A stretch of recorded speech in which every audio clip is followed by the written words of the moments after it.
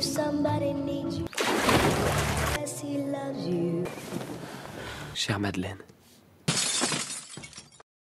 Movie की शुरुआत में हम देखते हैं कि लुइस एक बहुत ही खूबसूरत लड़की है जो मैजिशियन के असिस्टेंट के रूप में काम करती है। वो उसके चार्म से प्यार करने लग जाती है और वैसे ही वो मैजिशियन उसकी खूबसूरती से। लेकिन एक परफॉर्मेंस के दौरान एक ट्रेजेडी हो जाती है और मैजिशियन इनविजिबल हो जाता है और कभी वापस नहीं आता। उसका यूं गायब होना लूसी को डिप्रेशन में लेके चला जाता है और कुछ रीजंस की वजह से उसको लगता है कि वो जल्दी उसके पास जरूर आएगा, क्योंकि उसके पास गायब होने की एबिलिटी है तो वापस आने की भी है। उसका डिप्रेशन हॉल्यूसिनेशन और डिल्यूजन में बदल जाता है जो उसको मेंटल असाइलम में डाल देता है। मैजिशियन को गायब होने के 9 महीने बाद लुइस प्रेग्नेंट हो जाती है, लेकिन ये बात किसी को पता नहीं है और बच्चे की डिलीवरी उसको खुद ही करनी पड़ती है। अब उस रात को उसका बच्चा होता है लेकिन वो भी इनविजिबल है और इस बच्चे का होना ये प्रूव करता है कि वो किसी डिल्यूजन में नहीं है। लेकिन वो नर्सेस को बताने से डर जाती है। वो जानती है कि अगर उसके बच्चे की सच्चाई सबके सामने आ गई तो वो एक एक्सपेरिमेंट बनकर रह जाएगा, इसीलिए वो उसको एक सीक्रेट ही रखती है। नर्सेस डेली उसको खाना और दवाइयां देने आती है, लेकिन उनको कभी भी इनविजिबल बच्चे का रूम में होना पता नहीं चलता।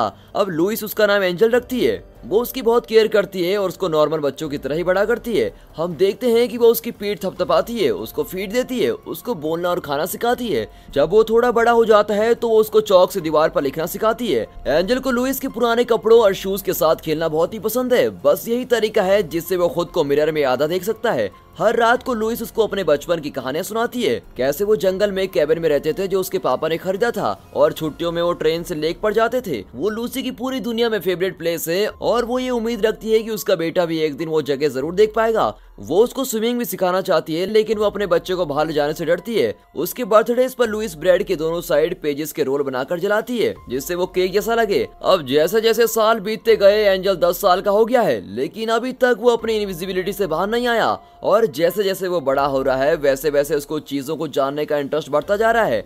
अब एक शाम को वो चेयर पे चढ़कर खिड़की से बाहर पहली बार देखता है और जिंदगी में पहली बार वो अपनी एज की एक लड़की को उसके पेरेंट्स के साथ देखता है। वो लड़की स्टेयर से गिर जाती है और उसकी माँ उसको उठाती है। अब एंजल अपनी माँ के पास जाता है और उसको उस लड़की के बारे में बताता है और लुइस डर जाती है कि उसका बेटा बाहर की दुनिया को जानने के लिए उत्सुक हो रहा है। वो एंजल को बताती है कि तुम बाकी लोगों से अलग हो और दुनिया तुम्हें पसंद नहीं करेगी, इसीलिए उसको केयरफुल रहना पड़ेगा कि वो बाकी लोगों की नजरों के सामने ना आए। अब इन बातों का उस पर असर तो पड़ता है, लेकिन उस खूबसूरत लड़की के लिए उसका इंटरेस्ट और बढ़ जाता है। वो बार बार उस लड़की को खिड़की से देखता है और वो लड़की पियानो पर वही 2 कीज बार बार बजाती है। वो उसको सुनता रहता है जितना कि वो सुन सकता है और उम्मीद रखता है कि वो किसी ना किसी दिन उससे जरूर मिलेगा। एक दिन एंजल अपनी मम्मी से पूछता है कि खुद को मिरर में देखने से क्या होता है। लुइस उसको बताती है कि मिरर में तुम खुद को और बेहतर देख सकते हो जैसे कि तुम बाकी लोगों को देखते हो। अब लुइस को हमेशा ये उम्मीद रहती है कि उसका लवर उसके और एंजल के पास एक दिन जरूर आएगा। इतने सालों के बाद भी लुइस ये उम्मीद लगाई है कि उसका लवर वापस आएगा। आप लोगों को क्या लगता है, वो वापस आएगा या नहीं? आप कमेंट्स में हमें जरूर बताइएगा। अब काफी सालों के इंतजार के बाद वो डीप डिप्रेशन में चले जाती है। वो आजकल काफी कम बात करती है। जब वो अपने बेटे को खुद से दूर रखती है तो वो बहुत अकेला हो जाता है और अपना पूरा दिन वो ड्राइंग करते हुए निकाल देता है। वो खूबसूरत लड़की उसको सीधे अपने गार्डन से देखती है और एंजल नर्वस हो जाता है और अपनी मम्मी के पास दौड़ते हुए आता है, लेकिन वो बिना कुछ कहे उससे मुंह फेर लेती है। बाद में नर्सेस आती हैं और वो वहाँ से बाहर जाती हैं और इसी बीच एंजल को बाहर जाने का मौका मिल जाता है। वो अपनी जिंदगी में पहली बार कोल्ड मार्बल की जगह ग्रास पर चलता है और थोड़ी देर बाद वो उस लड़की के बिल्कुल सामने आकर खड़ा हो जाता है जो झूले पर खेल रही होती है। वो लड़की उसको महसूस कर लेती है और उसको पास आने को बोलती है। अब एंजल हैरान रह जाता है और उससे पूछता है कि तुम मुझे देख सकती हो क्या? फिर उसे पता चलता है कि वो तो ब्लाइंड है और उसकी स्मेलिंग और टचिंग सेंस बहुत ही ज्यादा अच्छी है, इसलिए उसने उसको अपने पास महसूस कर लिया है। हमें लगता है कि हमारी लाइफ में ही इतनी प्रॉब्लम्स हैं, लेकिन जो लोग किसी डिसेबिलिटी का शिकार होते हैं वो भी अपनी जिंदगी खुशी खुशी जीते हैं। तो हमें भी अपनी लाइफ में ज्यादा स्ट्रेस नहीं लेना चाहिए। हम जो जी रहे हैं वही जिंदगी है। अब एंजल जिसने खुद को देखा ही नहीं था वो खुद की मौजूदगी को पहली बार महसूस करने लगा है। लड़की खुद को इंट्रोड्यूस करती है और अपना नाम मैडेलिन बताती है और उसके हाथों को टच करती है। वो थोड़ी देर बात करते हैं और वो नर्वस हो जाता है। मैडेलिन उसके जाने से पहले उसे प्रॉमिस करवाती है कि वो दोबारा इधर आएगा। अब मैडेलिन के ब्लाइंड होने की वजह से उसका कोई फ्रेंड नहीं है, इसलिए अपनी एज के लोगों से बात करना उसको अच्छा लगता है जैसा कि एंजल को लगता है। वो नर्सेस के साथ रूम के अंदर आता है और अपनी मम्मी के साथ लेट जाता है। लुइस ने तो हंसना बोलना सब कुछ छोड़ दिया होता है। एंजल उसको बताता है कि उसकी एक गर्लफ्रेंड है, लेकिन वो कोई रिएक्ट नहीं करती। अब एंजल उसको जल्द से जल्द मिलने जाता है। मैडेलिन उसका फेस टच करती है और उसको क्लियरली अपनी इमेजिनेशन में देख लेती है। अब एंजल उसको ये भी बताता है कि वो उसको खिड़की से देखता रहता है और उसको पियानो की आवाज बहुत ही अच्छी लगती है। और ये सुनकर मैडेलिन हंसने लग जाती है, क्योंकि वो हमेशा सिर्फ 2 कीज ही बजाती है और उसको कोई खास धुन नहीं आती। अब वो दोनों घंटे तक हाइड एंड सीक खेलते हैं, जबकि उनमें से एक इनविजिबल और एक ब्लाइंड है और जल्दी दोनों को एक दूसरे की आदत हो जाती है। अब एंजल अपना ज्यादातर दिन उसी के साथ बिताता है। अब एक दिन वो अपने रिश्ते को आगे बढ़ाते हैं और एक दूसरे को किस करते हैं। मैडेलिन परफेक्टली ये अंदाजा लगा सकती है कि एंजल उसकी बॉडी का कौन सा पार्ट देख रहा है, क्योंकि वो उसकी आंखों को महसूस कर सकती है। लेकिन एंजल फिर भी अपनी लाइफ से खुश नहीं है। लेकिन ये ज्यादा देर तक नहीं होता, क्योंकि मैडेलिन बता देती है कि नेक्स्ट वीक से उसकी आईज की सर्जरी है, जिससे अब उसको देखना स्टार्ट हो जाएगा। और वो काफी एक्साइटेड होती है एंजल को देखने के लिए। लेकिन एंजल फिर भी ये सब कुछ फील नहीं करता। वो दोनों नेक्स्ट वीक एक साथ ही बिताते हैं। फिर मैडेलिन जाने से पहले उसको बाय करती है और फिर चली जाती है। उसी रात को लुइस महीने में एक बार बोलती है और एंजल को अपने पास बुलाकर साथ सोने को बोलती है और ये कहती है कि अगर उसको कुछ हो गया तो वो उस कैबिन में चला जाए जो जंगल में है। जब एंजल सुबह उठता है तो वो मर चुकी होती है और ये न्यूज उस बच्चे के लिए बहुत ही दर्दनाक होती है। जब तक नर्स रूम में आकर उसकी बॉडी को नहीं ले जाते, वो उसको देखता ही रहता है और नर्सेस वॉल से सब कुछ मिटा देती हैं जो भी उसने ड्राइंग की होती है। एक रूम ही था जिसको वो मैडेलिन के सिवा जानता था और वो भी चला गया। अब उसे लगता है कि मैडेलिन भी उससे हेट करेगी जब उसको सच का पता चलेगा। उसके पास कुछ नहीं है, इसलिए वो ट्रेन लेता है और उस लेक पर चला जाता है जो उसकी माँ ने उसको बताया था। और वो इमेजिन करता है कि मैडेलिन पानी से बाहर आती है, लेकिन ये देखकर वो बहुत ही उदास होता है। वो कोई और ट्रेन लेता है और जंगल में कैबिन में चला जाता है और वो उसकी विंडो तोड़कर अंदर जाता है। वो आसपास देखता है और सोफे में सोने से पहले इसको अपना घर कहता है। अब हफ्ते महीनों में बदल जाते हैं और महीने सालों में, और देखते ही देखते एंजल बड़ा हो जाता है। वो सालों से खुद से ही बात कर रहा है, लेकिन उसे ये उम्मीद है कि मैडेलिन उसको मिलने जरूर आएगी। और फाइनली एक दिन मैडेलिन कैबिन में आ जाती है और एंजल को लगता है कि वो सपना देख रहा है, लेकिन वो अपनी नजरें उससे नहीं हटाता।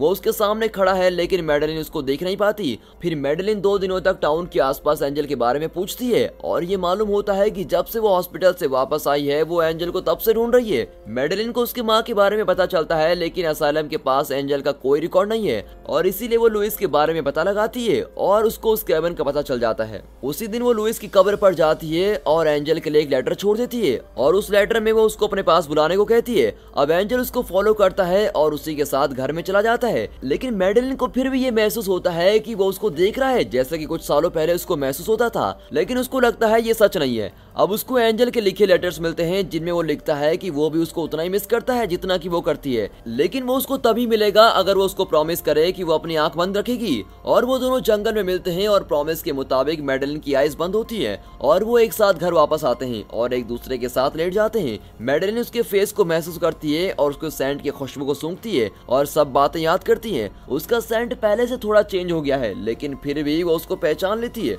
अब इतने सालों के बाद अचानक से मिलना उन लवर्स को बहुत गहराई तक प्यार में डुबा देता है। अब इस सीन में हम देखते हैं कि मैडेलिन की आंखों में पट्टी बंधी हुई है और वो एंजल के साथ बेड पर है। एंजल उसको पूछता है कि उसको कैसा लगा था जब उसने सब चीजों को पहली बार देखा था, तो मैडेलिन कहती है कि वो तो एक अजीब सा एक्सपीरियंस था। अगले वीक तक दोनों एक साथ अपनी जन्नत जैसी दुनिया में रहते हैं। मैडेलिन के माइंड में काफी सवाल हैं, लेकिन कभी उसने उस पर गौर नहीं किया और वो अपने बचपन के बारे में, अपने टीनेज के बारे में और कैसे वो एक दूसरे को प्यार करने लगे, ये सब बातें करते हैं और दूसरी बार फिर से एक दूसरे को प्यार करने लग जाते हैं। फिर एंजल उसको लेक पर लेके जाता है जो उसकी काफी सालों से फेवरेट प्लेस होती है और मैडेलिन अपनी आंखों से पट्टी हटाती है और नजारे को देखती है, लेकिन असल में वो अपने बॉयफ्रेंड का फेस देखना चाहती है। और एंजल उसको नेक पर किस करता है और कहता है कि आज रात वो खुद को उसके सामने लेके आ जाएगा। और रात हो जाती है। एंजल अपने सर पर चादर ओढ़े रूम में है। मैडेलिन ने उसको प्रॉमिस किया है कि वो जैसे भी दिखता है वो उसको प्यार करेगी, लेकिन जब वो चादर उठाती है तो वो बिल्कुल ही शॉक हो जाती है। लेकिन फिर एंजल उसको सब कुछ बता देता है, लेकिन मैडेलिन के लिए ये सब सुनना बहुत ही मुश्किल होता है। वो बिल्कुल टूट जाती है। वेल दोस्तों, अगर आप मैडेलिन की जगह होते तो क्या करते? और एंजल को लगता है कि वो दुनिया का सबसे बुरा इंसान है। वो देखता है कि वो सुबह तक जमीन पर रोती रहती है और जब वो सो जाती है तो वो उसके ऊपर कंबल डाल देता है। वो उससे कहती है कि वो अपनी आंखें जिंदगी भर के लिए बंद करके रखेगी, तभी वो हमेशा साथ रह सकते हैं। लेकिन एंजल ये बिल्कुल नहीं चाहता। अब मैडेलिन सुबह उठती है और एंजल को ढूंढती है, लेकिन वो उसको कहीं नहीं मिलता। अब उसको एक नोट मिलता है जिसमें लिखा होता है कि वो हमेशा के लिए उसको छोड़ के जा रहा है और कहता है कि वो मैडेलिन को हमेशा ऐसा ही प्यार करता रहेगा। अब मैडेलिन ये पढ़कर बहुत रोती है और फाइनली अपने बैग पैक करके यहाँ से जाने के लिए रेडी हो जाती है। लेकिन तभी वो अपने चेस्ट पर कुछ फील करती है और न जाने तभी उसको क्या एहसास होता है कि एंजल कहाँ है, और वो आंखें बंद करती है और वो उसके सैंड को ढूंढने लग जाती है और फिर उसे पता चलता है कि वो लेक पर है। अब इस सीन में हम देखते हैं कि मैडेलिन लेक के किनारे पर है और वो उसको बुलाती है। वो उसके सैंड की स्मेल से जानती है कि एंजल उसके आसपास ही है, लेकिन एंजल उससे बात नहीं करता।